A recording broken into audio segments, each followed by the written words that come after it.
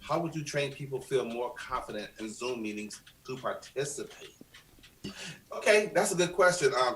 Am I saying it right, Alan or Elaine? No, it's Allan, not Elaine. Allan, Allan. Alan. Okay, I based on some of the things I learned from Evan, I've kind of coined a new way of coaching. I call it interactive coaching. All right, all right. I like it. So to answer your question, Alan, I would say as you're training people to feel more confident, get them to do a few activities to confirm that.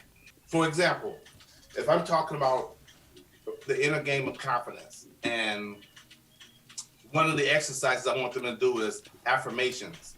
I will actually have them write out an affirmation that pertains to them and then say it 3 or 4 times to me as if I'm their mirror. And then give them the instructions on practicing that affirmation 5 times a day. Does that answer your question? So I would, to add to that, I would say, one, try to make even the discussion something that they participate in from the beginning. So if you look at movement makers, I'm always asking in advance, hey, what do you guys want to talk about? So it's already buy-in. Like, it's already not just what I want to talk about, but what other people want to talk about, what the audience wants to talk about. So they've got some buy-in right away. Breakout rooms, I think, have been fantastic. It's been an awesome addition to our Zoom, where it's our session is 85 minutes, and I will speak for the first 60, 40, 45, somewhere in there. I don't know exactly, but I'll speak for the first chunk. And then we do a breakout room.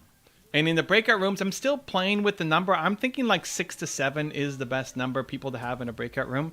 It's enough for people to kind of, it's not just two people talking to each other, but also not so crazy that people don't have time to share or get their voice heard. So I love that. And then we come back to the group afterwards and start sharing, hey, final questions for me. So they feel that it's not just about, I mean, the whole goal at the beginning was, hey, this isn't just me. Like, sure, you can learn a lot from me, but I want you to connect as well to the other people here. And so that kind of structure, it seems to be working. I mean, every session seems to go even better, which is awesome. So that's what I would play with.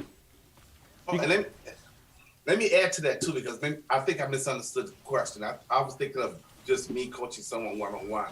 But if it's in a Zoom meeting setting, the way Evan just answered it, you know what? I think make the other person feel like they're part of something. Well, Evan just said, make them feel like they're a part of something, that we're all family, there's no judgment, and that you can feel free to participate, and you're not getting, there's no right or wrong answer.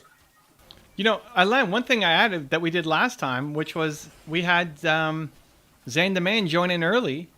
So I wrote to Zane and say, hey, Zane, can you come on 15 minutes early before the showtime and just welcome people, encourage them to turn on their webcams, encourage them to say hi. So Zane joined early. He's dancing. He's got his tunes going. He's talking to people, and he's getting them engaged. And it was the first time we did it, so it was also a little like, why is this guy? What's happening? Who is this guy? What's happening? But the more you do it, and then the more people are already, before you show up, engaged and active and talking to each other, I think it just creates an even better environment. And then I'd also say you be interactive during the session.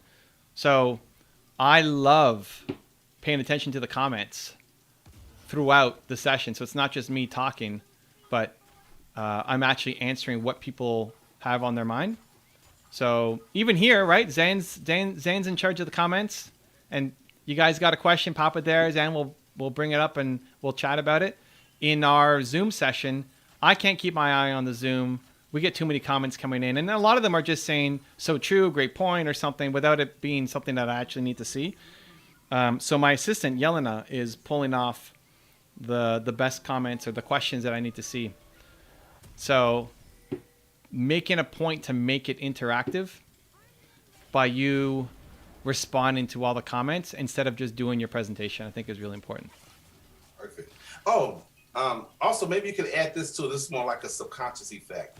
I used to do this when I used to do seminars.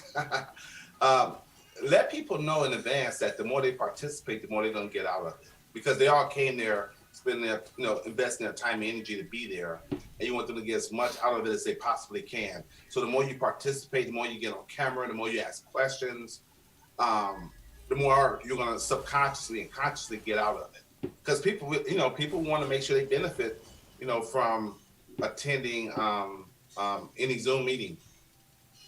So if you can add that in, that'll kind of help increase their benefits and their value.